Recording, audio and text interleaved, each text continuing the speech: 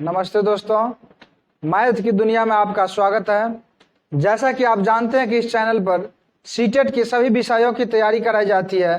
आज हम इस वीडियो लेक्चर में लेकर के आए हैं पेडागोजी, जो कि मैथ का है।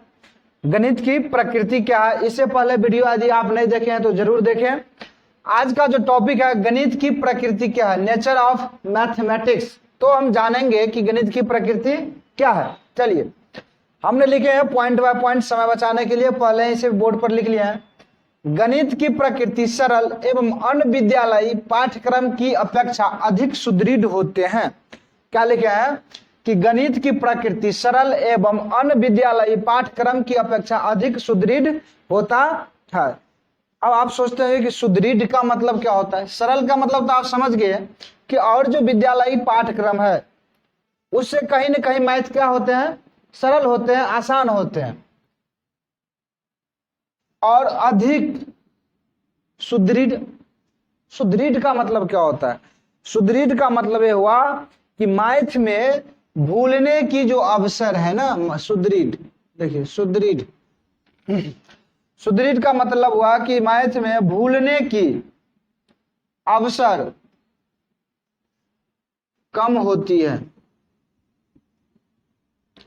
अगर आप किसी अन्य विद्यालय पाठ्यक्रम को पढ़ते हैं, जैसे इतिहास को पढ़ते हैं, तो उसमें आप बहुत सारे कंटेंट होता है ऐसे जो कि फैक्ट होते हैं, तथ्य होते हैं, उसको याद करना पड़ता है और वो चीज को आप भूल जाते हैं कुछ ही समय के बाद। जैसे प्रथम विश्व युद्ध कब हुआ, जालियांवाला बाग हत्याकांड कब हुआ, खूनी रविवार क्या था, हुआ आंदोलन क्या था, इस प्रकार की बातें आप भूल जाते हैं। लेकिन गणित में जो भी कुछ हम पढ़ते हैं उसको भूलने की अवसर इसमें है ही नहीं। आप बताए, क्या आप जब जोड़ सीख गए, क्या जीवन में आप जोड़ भूल जाइएगा? आपका जवाब होगा बिल्कुल नहीं। लेकिन आप कोई चीज को याद किए हैं तो आप एक न एक दिन अगर उसका अभ्यास नहीं करते हैं तो भूल जाते हैं। लेकिन मैथ में इस प्रकार से नहीं होती है, इसमें भूलने की अवसर कम होती है, बहुत ही कम होता है। यदि हम समझ गए तो भूलना नहीं के बराबर होता है। तो समझे, पहला प्रकृति में हमने क्या बताया कि गणित की प्रकृति सरल एवं अन्य विद्यालयी पाठ्यक्रम की अपेक्षा अधिक सुदृढ़ होते हैं। चलिए आगे बढ़ते हैं। दूसरा पॉइंट देखिए, गणित की प्रकृति यथार्थ, यथार्थ, एग्जैक्ट, यथार्थ को इंग्लिश में कहते हैं एग्जैक्ट, क्रमबद्ध, सीक्वेंस और तार्किक, लॉजिकल एवं अधिक स्पष्ट, क्लियर होता है। अब आपके मन में एक प्रश्न आता होगा कि गणित की प्रकृति तो हम समझ गए कि अन्य विद्यालयी पाठ्यक्रम की अपेक्षा सरल और अधिक सुदृढ़ होता है। सुदृढ़ का मतलब भी समझ गए कि गणित में भूलने की अवसर कम होती है। लेकिन यथार्थ, एग्जैक्ट का मतलब क्या होता है? देखिए, एग्जैक्ट, यथार्थ, थोड़ा ध्यान दीजिए यहां। यथार्थ का मतलब होता है जो सर्वदा सत्य हो, सर्वदा सत्य हो। यथार्थ का मतलब क्या हुआ? जो सर्वदा सत्य हो, यूनिवर्सल ट्रूथ हो। क्या हो? यूनिवर्सल ट्रूथ हो। अब आपके मन में एक बात आता होगा कि भाई गणित में क्या सर्वदा सत्य होता है, इसमें क्या है सत्य का असत्य का मतलब? अगर आप देखिए, यदि छोटा घन का आयतन पढ़ते हैं भुजा क्यू, छोटा घन का आयतन पढ़ते हैं भुजा क्यू, तो बड़ा भी घन का आयतन होगा भुजा क्यू। क्या सत्य हुआ कि नहीं सत्य हुआ? अगर हम पढ़ते हैं यहाँ एरिया ऑफ रेक्टेंगल, आयत की क्षेत्रफल, लंबा इंटू चौड़ाई, तो क्या अमेरिका वाला क्या पढ़ेगा इसको? Pi square? नहीं, आपका जवाब होगा बिल्कुल नहीं। क्यों? क्योंकि आप जानते हैं कि मैथ में गणित की प्रकृति अर्थार्थ होते हैं, समझ गए, जो यूनिवर्सल ट्रूथ हो, समय और परिस्थिति के साथ न बदले, चाहे समय कुछ भी हो, परिस्थिति कुछ भी हो, लंदन में ही क्यों ना हो। यहां पर यदि एक और एक को जोड़ेंगे तो दो होगा, तो अमेरिका, लंदन, फ्रांस, जर्मनी, दुनिया के किसी कोना में भी यही होगा। समझ गए? चलिए आगे बढ़ते हैं। कहां थे? अर्थार्थ समझ गए। क्रमबद्ध का मतलब होता है सीक्वेंस। मैथ में आप पढ़ते होंगे पहले पद, प्रत्यय, सूत्र, सिद्धांत, इस प्रकार से होते हैं। और तार्किक, यानी इसको इंग्लिश में कहते हैं लॉजिकल। तार्किक क्या होता है? आप जानते हैं कि कोई भी स्टूडेंट किसी सवाल को कुछ ही सेकंड में बना लेते हैं। किसी स्टूडेंट को उतना तर्क शक्ति नहीं रहता है, उसमें काफी समय लग जाता है। तार्किक का मतलब हुआ कि सही निष्कर्ष निकालना, सोचने की जो तरीका होती है तार्किक एवं अधिक स्पष्ट क्लियर होता है। कोई दिक्कत? चलिए आगे बढ़ते हैं। हमने आगे लिखा है कि गणित के ज्ञानार्जन से समस्त प्रकार के तार्किक शक्ति, लॉजिकल शक्ति, तर्क करने की क्षमता, अन्वेषण, अन्वेषण का मतलब होता है खोजने की शक्ति, अन्वेषण का मतलब खोज करने की। अब बताइए आज आप देखते हैं कि ये वीडियो बन रहा है जो सोशल मीडिया का देन है, मोबाइल फोन का।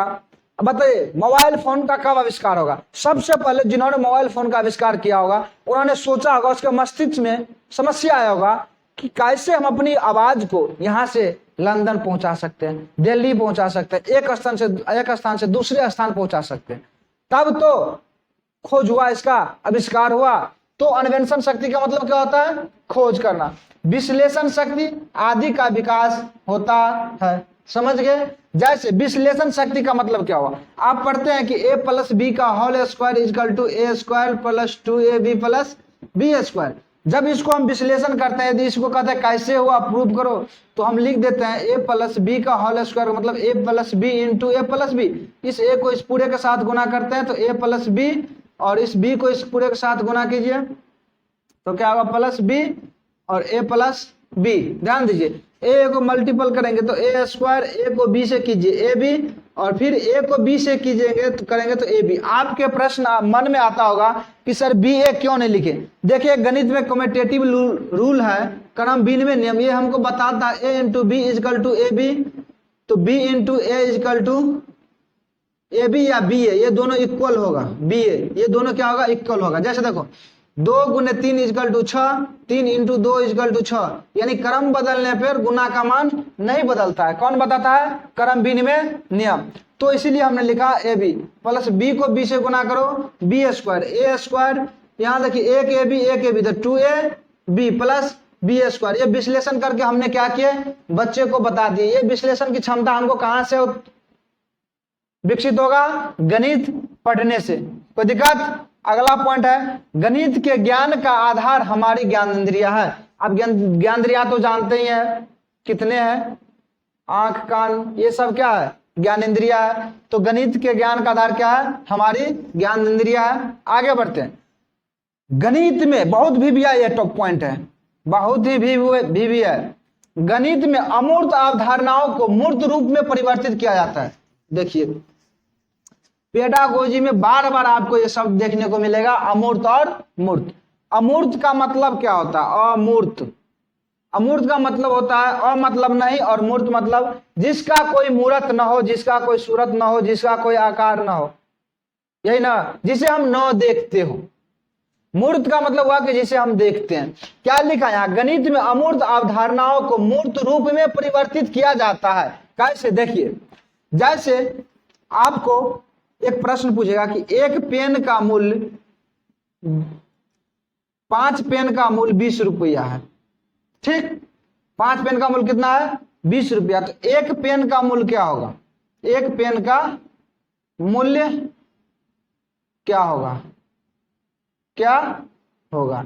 जरा सोचिए। क्या अभी आपको एक पेन का मूल्य दिखाई दे रहा है? नहीं दिखाई दे रहा है। ये अमूर्त है, छुपा हुआ है, लेकिन इसी से बन जाएगा। एक पेन का मूल्य कितना हो जाएगा? 4 रुपया हो जाएगा। तो ये 4 कहां से आया? इसी सवाल में न छुपा था, अमूर्त था ना। इसको कैसे किया? परिवर्तित कैसे किए? मूर्त रूप में क्या आया? 4।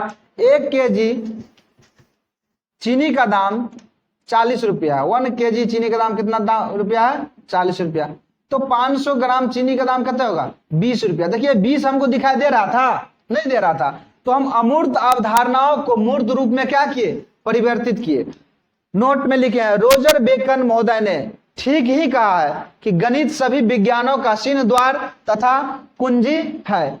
इसका मतलब क्या हुआ कि विज्ञान के जिस शाखा को भी हम पढ़ते हैं, अध्ययन करते हैं, उसमें गणित का अहम भूमिका बिल्कुल है। जैसे फिजिक्स, केमिस्ट्री, बायो, ये सब में आपको जो है सो कहीं ना कहीं गणित जरूर है। चलिए, आपको वीडियो यदि अच्छा लगा हो तो इसको लाइक कर दीजिए। ऐसे ही वीडियो देखने के लिए हमारे चैनल को सब्सक्राइब कर दीजिए। धन्यवाद। फिर मिलते हैं अगले वीडियो में।